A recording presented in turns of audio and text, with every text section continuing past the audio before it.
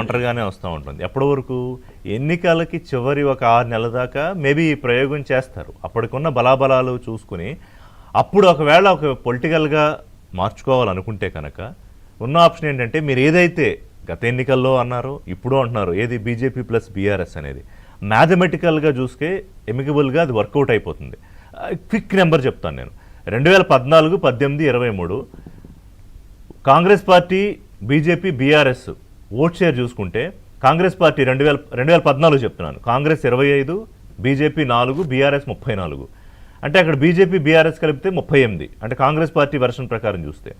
2018లో Congress party 28%, BJP 7%, BRS 46, అంటే 46 + 7 53, right.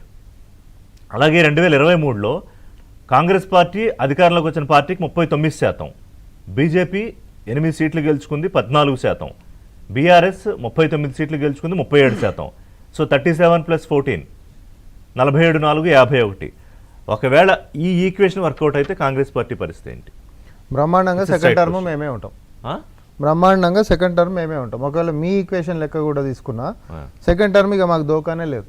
ఎందుకంటే ప్రపోర్షనేట్గా ఏదైతే బీజేపీ పెరుగుకుంటూ పోతుందో దాన్ని సస్టైన్ చేసుకున్న దాంట్లో మేము ఉంటాం. ఎందుకంటే తెలంగాణ కాదు, మీరు ఇక్కడ ఎస్ట్వెల్ ఏపీ హిస్టరీ తీసుకున్నా కూడా 10 సంవత్సరాలు ప్రజలు ఇచ్చినటువంటి మ్యాండేట్ని మనం గిట లెక్కలకు తీసుకున్నప్పుడు ఖచ్చితంగా మనమే వస్తాం. ఆ లెక్కల ప్రకారం తీసుకున్నా ఇప్పుడు బీజేపీ బీఆర్ఎస్ నిజంగానే మీరు అన్నట్టు బీజేపీ బీఆర్ఎస్ ఒక్కటే చెప్పి గిట్ట వచ్చినప్పుడు మా వ్యూహం వేరే లెక్క ఉండాలి.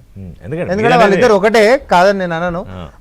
కాకపోతే అది బెల్ట్ బాంబ్ పెట్టుకొని వాళ్ళు చచ్చిపోయి వీళ్ళని బతికిస్తారా, లేకపోతే ఇద్దరు కలిసే వస్తారా, మాతోటి ఎట్లయితుంది అనేది మనం చూడాలి. ఎందుకంటే ముసుగులో గుద్దులాట లెక్క కుటుంబాలలో బావ కలుస్తుండు, బావమరిది కలుస్తుండు, నేను ముందని ప్రొఫైల్స్ ముంగట పెడుతుండ్రు.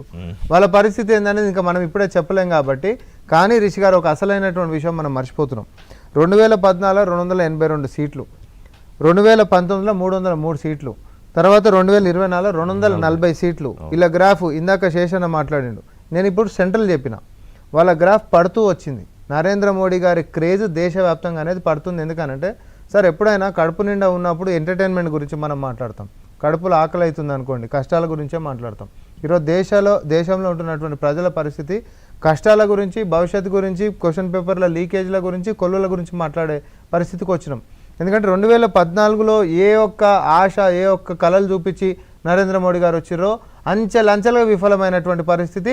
ఆఖరికి వాళ్ళు 40 సంవత్సరాల నుంచి పునాదులుగా పుట్టించినటువంటి రామ మందిరం అయోధ్య దాకా వైఫల్యం ఎట్లా చెందిరో ఇది అయిపోయింది. ఇప్పుడు ఆల్రెడీ వాళ్ళ ప్రభుత్వం ఇంకొకరు కట్టబట్టుకొని నిలబడేటటువంటి పరిస్థితి. రానున్నటువంటి కాలంలో బీజేపీ యొక్క గ్రాఫ్ దేశవ్యాప్తంగా డౌన్ఫాల్ ఎట్లా అంటే అట్లా పడిపోతుంది, నోస్ డైవ్ కాబోతుంది. Mark my words. నేను అంటున్నా మీ ఛానల్లో, మనం అనుకుంటున్నాం వాళ్ళు ఆడ గెలిచిరు కాబట్టి వీళ్ళు ఈడే గెలిచిరు కాబట్టి ఎక్కువ పొంగిన పాలు పొయ్యిపాలే. సో ఎక్కువ పొంగిపోయింది కాదు, ఇప్పుడు పొయ్యిపాలు అయ్యేటటువంటిది మాత్రమే మిగిలిపోయింది. మేము అనేది ఏంటి అని అంటే రాష్ట్రంలో మీరు అన్నారు 1 సీటు నుంచి 8 సీట్లకు బీజేపీ ఎగబాగిందని, మరి అంతకంటే ముందు 6 సీట్ల నుంచి 1 సీటుకు వచ్చింది కదా, అదెందుకు మాట్లాడలేదు? సో ఎప్పుడైనా వాళ్ళ సైన్ వేవ్ లెక్క ఉందనమాట, మేము ఒకరం బతుకున్నాం ఈ రాష్ట్రంలో అని చెప్పనీకి ఇంకొక పార్టీ మద్దతుతో. అది కూడా ఎప్పుడు బీఆర్ఎస్ బీజేపీ ములాఖత్ అయిపోయి ఉంటున్నప్పుడు వాళ్ళ యొక్క సస్టెనెన్స్. ఇక్కడ 8 సీట్లు కూడా చేసిన అనాలిసిస్లో ఇంకొక పాయింట్ యాడ్ చేయాలి ఏంటంటే బీఆర్ఎస్ తనని తాను చంపుకొని బీజేపీకి 8 సీట్లు ఇచ్చింది. బీజేపీ బీఆర్ఎస్ కలయిక ఒకప్పుడు 16 సీట్లు అని ఇప్పుడు నినాదం అన్నారు, సారు కారు 16 మళ్ళరారని మేమన్నాం, అది వేరే.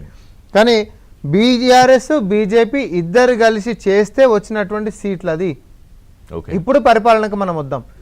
ఎవరెన్ని ఓట్లు వేసినా ఇంకోటి చేసినా కంపారిటివ్గా వాళ్ళు ఏం చేసిండ్రు మనం ఏం చేసిండ్రు అనేది ఒకటి ఉంటే, ఇమోషనల్గా కమ్యూనల్ పోలరైజేషన్ చేసేటటువంటిది కూడా రస్టెడ్ స్క్రిప్ట్ సార్. ఈరోజు కొత్త జనరేషన్, మొన్న రీసెంట్గా వచ్చినటువంటి సోషల్ మీడియా కాక్రోచ్ పార్టీ అనేది ఒక సంకేతం మాత్రం, నేను పార్టీ అని అన్నాను కానీ కొత్త జనరేషన్లో కొత్త తరంలో ఈరోజు ఉంటున్నటువంటి పరిస్థితులని అది ఒక అద్దం పట్టేటటువంటిది. ఈరోజు ఉన్నటువంటి ఇంటాలరెన్స్ ఇంకా కమ్యూనల్ పోలరైజేషన్ చేస్తాము, లేకపోతే ఇంకా మతాల లెక్క విడదీస్తాము, కులాల లెక్క విడదీస్తాము, కానీ బడుల గురించి మనం మాట్లాడము, గుడుల మీద రాజకీయం చేస్తాము అనేటటువంటి దానికి కొత్త జనరేషన్ సిద్ధంగా లేరండి. నేను మళ్ళీ చెప్తా ఉన్నా, దీని మీద చర్చ భవిష్యత్తులో ఇంకా ఇంకా ఇంకా బాగా జరుగుతుంది. వాలంటీర్గా మీరు ఒకసారి సోషల్ మీడియా క్యాంపెయిన్ చూస్తే ఈరోజు సుమారు ఒక 13,000 కోట్ల రూపాయలతోటి సోషల్ మీడియా క్యాంపెయిన్ బీజేపీ నడిపిస్తే వాలంటరీగా ఐఎమ్ హైలైటింగ్ ద ఫిగర్స్, వాలంటరీగా ఈరోజు రాహుల్ గాంధీ గారిది 7 రెట్లు హైయెస్ట్ ఫాలోయింగ్ అండ్ హైయెస్ట్ రీచబిలిటీతో పోతుంది ఆర్గానిక్ గా. రాహుల్ గాంధీని పార్ట్ టైం పొలిటీషియన్ అన్నారు నేను నితిన్ ఇక వాళ్ళు ఏమని అంటారు, పప్పు అన్నారు, తర్వాత ఇంకోరు అన్నారు, తర్వాత నిప్పై కూర్చునే సరికల్లా కాలుతుంది ఈ రోజు.